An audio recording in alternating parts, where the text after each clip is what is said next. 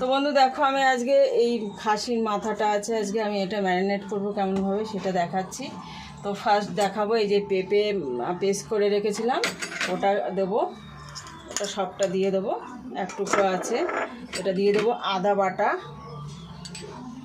আর এটা দিয়ে দেবো রসুন বাটা, আর এটা দিয়ে দেবো লঙ্কা বাটা, শুকনো লঙ্কা বাটা। এগুলো সব আমার শিলে বাটা আছে। তারপর দেবো তোমার এই যে হলুদ গুঁড়ো দেবো, নুন দেবো, আর দিয়ে দেবো তোমার পেঁয়াজের পেস্টটাকে আমি মিক্সির ভিতর করে নিয়েছি, এটা শিলে বাটার সময় হয়নি, তো এরকম করে দিয়ে দেবো।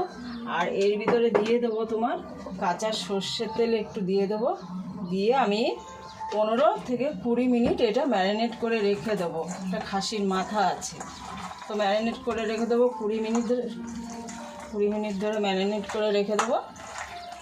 এরকম এটা চাপা দিয়ে রেখে দেবো। আর এটা বসে মানে এই যে খাসির যে ঘিলুটা আছে, এটা আমি তো যখন হয়ে যাবে তার 5 মিনিট আগে দেবো, দিয়ে এটা নুন হলুদ মাখিয়ে ঝোলের মধ্যে ছেড়ে দেবো। তো আমার ম্যারিনেট দেখো।